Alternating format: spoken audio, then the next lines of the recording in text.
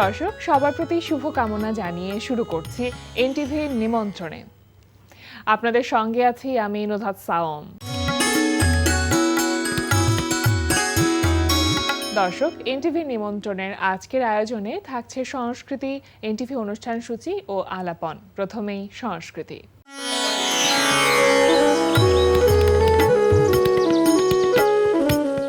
ধানমন্ডির ভূমি আর্ট গ্যালারিতে অনুষ্ঠিত হচ্ছে 20 জন শিল্পীর দলীয় চিত্রকলা প্রদর্শনী ওয়ান স্কোয়ার স্টোরিজ। প্রদর্শনী চলবে 26 ফেব্রুয়ারি পর্যন্ত।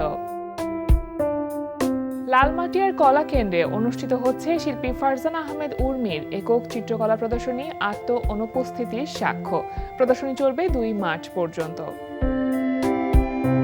গ্যালারি কায়ার ওয়েবসাইট গ্যালারি কায়া কন্টেম্পোরারি আর্ট সেন্টারে অনুষ্ঠিত হচ্ছে 79 জন শিল্পীর 355টি চিত্রকর্ম নিয়ে আর্ট এফোর্ডেবল ফেস্টিভ্যাল। দর্শক, আপনি চাইলে ওয়েবসাইটে ব্রাউজ করে ফেস্টিভ্যালের ছবিগুলো দেখে নিতে পারেন। ফেস্টিভ্যাল চলবে 28 ফেব্রুয়ারি পর্যন্ত। এবার এনটিভি অনুষ্ঠান সূচি। এবার জানিয়ে দিচ্ছি এনটিভির আজ রাতের বিশেষ বিশেষ অনুষ্ঠানগুলির সময়সূচি। সন্ধ্যা 6:15 থাকছে সমসাময়িক বিষয় নিয়ে অনুষ্ঠান সংলাপ প্রতিদিন।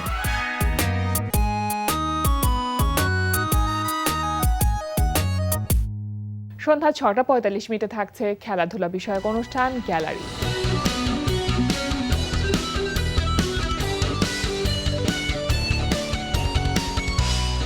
রাত 8:20 থাকছে রান্না বিষয়ক অনুষ্ঠান ফুড ক্যারাভান। রাত 9:30 থাকছে শামস করিমের পরিচালনায় ধারাবাহিক নাটক 7 কিলো 1 গ্রাম। আচ্ছা, আপনার মতলবটা কি কোন তো? আহা, তোমার তুমি কতবার কইছি ওই নিমাইরে তুমি সাইডে দাও, আমার মতো জামাই তুমি পাইবা? দেখেন, আমরা সৌরজাতের মানুষ, এই সৌরজাতের মানুষের মুখে কিন্তু কথা শুনেন না। আসসালামু আলাইকুম। ওয়ালাইকুম আসসালাম। আপনারে কেমন যেন চেনা চেনা লাগতেছে। আপনি আমাকে শরম আলী কাকা না? আরে তোমার চোখের দৃষ্টি তো খুব ডেঞ্জারাস। আমি তোর বারবার কইতেছি যে ওই চেনটা ছিল নকল। এই চেন নকল হইতে যাইব কে? সুরজ ভাই নিজের হাতে আমার গলায় চেনটা পরাই দিছে। তো চেন নকল হইতে যে বুকের লেগে এই কথা আমার জিজ্ঞাসা করে শুরু করে জিজ্ঞা। 7 কিলোর একটি গ্রাম। রাত 11:30 সরাসরি সম্প্রচার হবে টক শো এই সময়।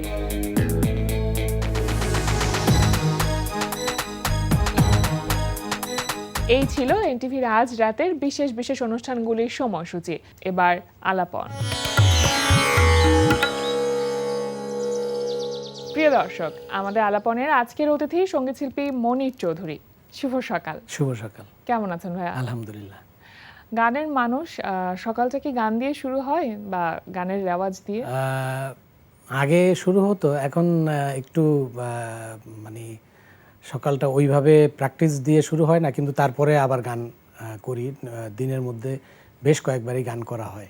এটাও একটা প্র্যাকটিস। রেওয়াজ করবার সময়টা কি করে উঠতে পারেন কি? এটা আসলে নির্ধারণ করা ওইরকম, অনেকেই বলে যে সকালে প্র্যাকটিস করলে গলাটা একটু ভারী থাকে, তখন প্র্যাকটিস করলে একটু ভালো হয়, কিন্তু গানের আসলে প্র্যাকটিসটা রাতেও করা যায় এবং আপনি যখন একদম ফ্রি হবেন, পুরোপুরি ফ্রি হবেন, তখন আপনি যে কোনো সময় আপনি রেয়াজ করতে পারেন। এটার জন্য ধরা বাঁধা কোনো নিয়ম নাই, কিন্তু আমাদের গুরুরা বলে যে সকালবেলা রেয়াজটা পারফেক্ট। আপনি তো গান গাইবার পাশাপাশি এখন গানের শুটটাও করছেন, সেটাকে প্রফেশনালি করা হচ্ছে কিনা? এতদিন প্রফেশনালি ছিল না, এখন প্রফেশনালি শুরু করেছি। আচ্ছা, মূলত এখন ব্যস্ততা কি কি নিয়ে আছে, কি কি কাজ করছেন এখন? সম্প্রতি আমার গত মাসে আমার একটা গান একজন শিল্পী গেয়েছেন, প্রিয়া ভৌমিক নামে একজন শিল্পী, আমার সুর করা, আর চৌধুরী নাজমুল হক, নাজমুল ভাইয়ের কথায় উনি আমাকে গান পাঠালেন। ওনার সাথে পরিচয় ফেসবুকেই, তো উনি আমাকে গান পাঠালেন। আমার গানটা দেখে খুব ভালো লাগলো, ওনার কথাগুলো খুব সুন্দর। তো আমি বললাম যে আমি চেষ্টা করব আপনার ইচ্ছা মতো। আর আমি যেহেতু পুরোনো দিনের গান, দীর্ঘদিন আমি পুরোনো দিনের গান করে আসছি, সেহেতু ওই ধরনেরই একটু সুর হবে। তো বললো যে অসুবিধা নেই, আপনি করেন, আমিও ওই ধরনেরই সুর পছন্দ করি। আচ্ছা, তো ঠিক আছে। তো আমি যখন সুর করে ওনাকে গানটা শোনালাম, উনি খুব পছন্দ করলেন, বললেন যে আমি তো এই ধরনেরই সুর চেয়েছি। তো তারপরে আমি বললাম যে শিল্পী আপনার কি পছন্দের? তো বললো যে হ্যাঁ আমার পছন্দের শিল্পী। ঠিক আছে। আর সুর করবার আগে আপনার আসলে এটা চিন্তা থাকে না যে কোন শিল্পী গানটি গাইছেন? সেই রকম আসলে এটা তো গীতিকার যিনি ওনার একটা চয়েসের বিষয়। আর আমার পছন্দের শিল্পী হলে তো অবশ্যই এরকম থাকে, কিন্তু যেহেতু গীতিকারের পছন্দের গান আমার প্রথম কমার্শিয়ালি কাজ করা, আচ্ছা, তো সেই দিক থেকে তার পছন্দটাকে আমাকে প্রাধান্য দিতে হয়েছে। হ্যাঁ। সাধারণত এরকম হয় যে অনেকে অনেক সুরকার এরকম আছেন যে সুরটা আগে থেকে তৈরি থাকে, তারপরে কোনো লিরিকের সাথে সুরটা মিলিয়ে নেন। না, তো আপনার ক্ষেত্রে কেমন হয়? না সেরকম না।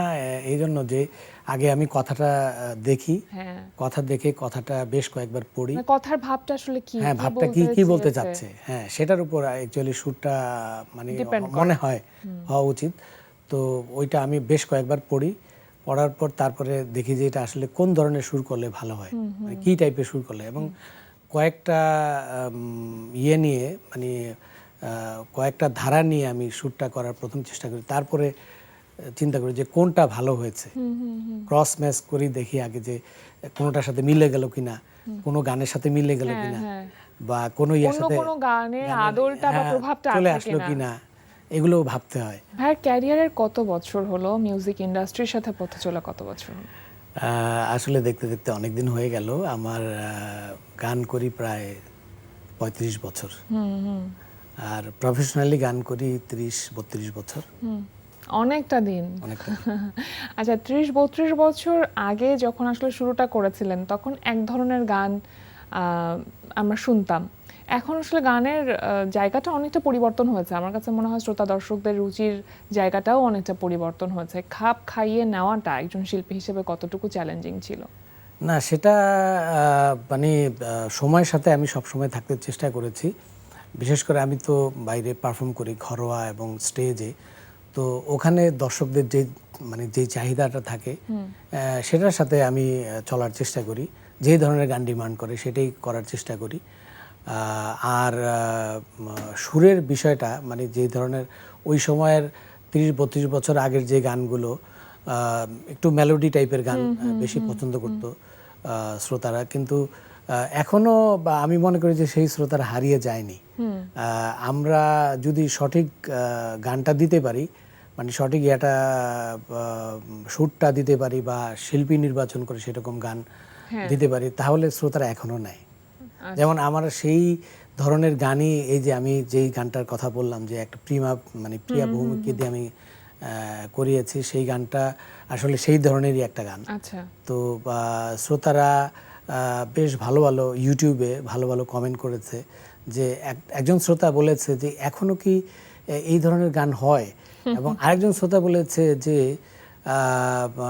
আসলে এইরকম করে ও গান হয়, মানে এরকম কথারও গান হতে পারে, এই সময় এই ধরনের এই ধরনের গানগুলো হয় গান কিনা হয় সেটাই কিনা। মূল প্রশ্ন। হ্যাঁ, ওখানে আমি ইউটিউবে কমেন্ট দেখলাম, তো আমার খুব ভালো লেগেছে যে না আসলে ওইটাই আমি বললাম যে গান যদি আমি সেই রকম চিন্তা করে সেই রকম গান দিতে পারি তাহলে শ্রোতারা অবশ্যই নেয়, হ্যাঁ, অবশ্যই নেয়, সব ধরনের শ্রোতাই আসলে সব ধরনের রয়েছে। শ্রোতাই থাকে। তো এটাই আর কি। আপনার প্রথম মৌলিক গানের কাজটা আসলে কিভাবে করা হয়েছিল? আমার প্রথম মৌলিক গান একটা আমার এক বন্ধু সালাউদ্দিন শান্তনু, তার সুরে এবং কথায় আমি প্রথম একটা গান করি, মৌলিক গান। ফুলের সুরভি আছে, আছে ভ্রমরা, আকাশের চাঁদ আছে, আছে যে তারা, আমার আছে শুধু বেদনা, আমার আছে শুধু বেদনা। এটা কত সালের কথা?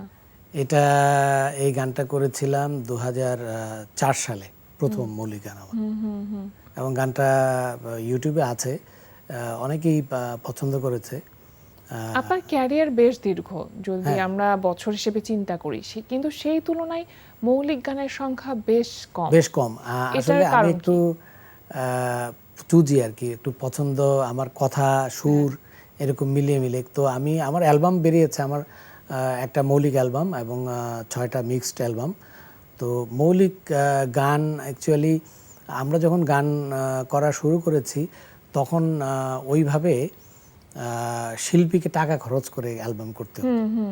তো সেই সময় আমার আসলে ওই রকম ছিল না, সামর্থ্য ছিল না যে আমি নিজের পয়সা খরচ করে অ্যালবাম করব। তো কোম্পানি যেমন এটিএন মিউজিক আমার প্রথম মৌলিক অ্যালবাম করে, এছাড়াও আরও বেশ কয়েকটা কোম্পানি আমার পুরোনো দিনের গানের মিক্সড অ্যালবাম করেছিল। তো সেই দিক থেকে মানে যে ওই সময়টাই ওই ট্রেন্ডটা চালু হয়ে গিয়েছিল যে সবাই পয়সা খরচ করে অ্যালবাম করে, কোম্পানি আর কোনো অ্যালবাম দায়িত্ব নেই। কিন্তু এখনো কি আসলে গান গাইবার সময় বা কোনো গান যখন শ্রোতা দর্শকদের জন্য সামনে আনতে চান, তখনও কি ইনভেস্টমেন্টের ব্যাপারটা কাজ করে না? এখনো তো তাই। এখনো তাই আপনাকে নিজেকে ইনভেস্ট করতে হবে, কারণ কোম্পানি খুব কম কাজ করে। যারা একদম সুপার সেলিব্রিটি যারা, তাদের কাজটা ভিন্ন। তাদেরকে যারা ফিল্মে কাজ করে, বিভিন্ন প্ল্যাটফর্ম তাদের জন্য কাজ করছে, যেমন রিয়েলিটি শোর মধ্যে। কিন্তু এই যে এতগুলো বছর ধরে আপনি আসলে বলা যায় মিউজিক ইন্ডাস্ট্রিতে ক্যারিয়ার, আপনার নিজের যে ক্যারিয়ারটা, সেখানে আপনি নিজেই সেটেল ডাউন করলেন, এটা আসলে সার্ভাইভ করা কিভাবে সম্ভব হলো? খুবই টাফ। অনেক গুরুত্বপূর্ণ একটা প্রশ্ন করেছেন আপনি। এটা আসলে সঙ্গীতকে পেশা হিসেবে নেওয়াটা অনেক টাফ, অনেক টাফ জব। তো সেটার সাথে আসলে আমি কিন্তু গানকে পেশা হিসেবে নিব এটা কোনো ভাবিনি। তো সময়ের পরিক্রমায় কালের ইয়েতে আমাকে গানের মধ্যে সম্পৃক্ত হতে হয়েছে। আমি জব দিয়ে আমার জীবন শুরু করেছি, চাকরি দিয়ে। পরবর্তীতে কি জব ছেড়ে দিয়েছিলেন? জব ছেড়ে দিয়েছি। আসলে গান করে আর জব করে আর দুইটা একসাথে হয় না। যে কোনো একদিকে আসলে যেতে হয়, যে কোনো একদিকে মনোযোগ দেওয়াই ভালো। মনোযোগ দেওয়াই ভালো। তো এরপরে আমি গানে কনসেন্ট্রেট করলাম। আমি শিক্ষকতা শুরু করেছি। আমি গান বুলবুল একাডেমিতে আমি গান শিখিয়েছি দীর্ঘদিন। এখনো তার সাথে জড়িত। আমি বুলবুল একাডেমির শিক্ষক ছিলাম। তারপরে আমরা আবার আলাদা বাফা করেছি। ওখানের আমি সেন্ট্রাল বাফা আমার প্রতিষ্ঠানের নাম, ওটার আমি চেয়ারম্যান, এখনো চেয়ারম্যান আছি। তো সেখানেও আমি স্টুডেন্টদেরকে আমি গান শিখিয়েছি, এখনো শিখিয়ে যাচ্ছি। তো সেই দিক থেকে আমি বলবো যে মানে আমার স্টুডেন্ট অনেক বেরিয়েছে, যেমন সেরা কণ্ঠের মানে বিভিন্ন রিয়েলিটি শো বা নতুনদের মধ্যে খুঁজলে আপনার স্টুডেন্ট পাওয়া যায় ফর শিওর। সেরা কণ্ঠের চ্যাম্পিয়ন আমার একটা স্টুডেন্ট আছে, আগের যে সেরা কণ্ঠ তার আগের। এরপরে আবার এই যে আরটিভির যে ইয়াং স্টার, ওখানে আমার একটা স্টার আছে, আমার স্টুডেন্ট। তো এই দিক থেকে আর গান ওই শেখানো আর গাওয়া, মানে আমি তো অ্যাকচুয়ালি আমার শুরু করেছিল গাওয়া দিয়ে, গাওয়াটাই মূল। ঘরোয়া স্টেজে আমি পুরোনো দিনের গানের, ঢাকা শহরে যারা পুরোনো দিনের গান করে যে কজন শিল্পী আছে এবং দীর্ঘদিন, এবং এখনো মনে হয় কোনো স্টেজ শো থাকে না যে স্টেজ শো গুলোতে আসলে পুরোনো দিনের গানের অনুরোধ না আসে। স্টেজে পুরোনো দিনের গানের অনুরোধ বা লাইভ গুলোতে কম, কিন্তু ঘরোয়া মানে বৈঠকি আসরের এটা বেশি। সম্প্রতি গত মাসে আমার বিশ্ব সাহিত্য কেন্দ্রে আমার একটা একক সঙ্গীত সন্ধ্যা ছিল, এটা ঘরোয়া। তো এটা বিশ্ব সাহিত্য কেন্দ্রের ছাদের উপরে বেশ কিছু শ্রোতারা, খুব ভালো ভালো শ্রোতারা উপস্থিত ছিলেন, তাদের উপস্থিতিতে প্রোগ্রাম করেছি। গানকে নিয়ে, নিজেকে নিয়ে বেশ অনেকটা গুছিয়ে নিয়েছেন, কিন্তু এখন কি মৌলিক গানের প্রতি জোর দেওয়া হচ্ছে? এখন একটু মৌলিক গান দিকে ইয়ে করছি, মনোযোগ দিয়েছি। যে অন্যের গান, অনেকেই বলছে যে নিজের আইডেন্টিটি থাকছে না। তো সেই দিক থেকে আসলে নিজেকে ইয়ে করার জন্য আমার যেই মৌলিক অ্যালবামটা আমি করেছিলাম, ওই অ্যালবামের একটা গান আমার ইয়ারে, মানে শ্রদ্ধেয় মান্নান মোহাম্মদের সুরে, শেখ রেজা শানুর কথায় আমি গিয়েছিলাম। এখনো রাত হলে দু চোখ ভাসে জলে, সারা রাত ঘুম আসে না, প্রিয়ারে প্রিয়ারে মন থেকে আজও তোমায় ভুলতে পারি না। এই গানটা তখন বেশ শ্রোতা পছন্দ করেছিল, এবং প্রায় আমার যতটুকু জানা মতে ওই সময় মানে অ্যালবাম, মানে সিডির শেষ সময়, তখনও ওই অ্যালবামটা 25,000 সিডি বিক্রি হয়েছিল। অনেক। এবং আমি যখন একটা লাইভে গান মানে কোন চ্যানেলে আমার ঠিক মনে নেই, আমি করতে এসেছিলাম, তখন আমার এই গানের রিকোয়েস্ট আসছে। খুব ভালো লাগলো ভাই আপনার সাথে কথা বলে। আপনার আগামী দিনগুলোর জন্য অনেক অনেক শুভকামনা রইলো, আর আজকে আমাদের আয়োজনে আসবার জন্য আপনাকে অসংখ্য ধন্যবাদ। আপনাকে অশেষ ধন্যবাদ, এনটিভিকে অশেষ ধন্যবাদ আমাকে এই অনুষ্ঠানে আমন্ত্রণ জানানোর জন্য। প্রিয় দর্শক, আমরা চলে এসেছি অনুষ্ঠানের শেষ প্রান্তে। অনুষ্ঠান সম্পর্কে আপনার মতামত জানাতে মেল করুন এনটিভির নিমন্ত্রণে @ntvbd.com। বিশ্বের যে কোনো প্রান্ত থেকে যে কোনো সময় এনটিভির নিমন্ত্রণে দেখতে ভিজিট করুন আমাদের পূর্ণাঙ্গ ওয়েব পোর্টাল www.ntvbd.com। এছাড়া এনটিভির সব জনপ্রিয় অনুষ্ঠান ও খবরের আপডেট পেতে ভিজিট করুন আমাদের ইউটিউব চ্যানেল ও ভেরিফাইড ফেসবুক পেজে। সবার মঙ্গল কামনায় আজকের মতো এখানে শেষ করছি। সবাই ভালো থাকুন, সুস্থ থাকুন, সুন্দর হোক আপনার প্রতিটি মুহূর্ত।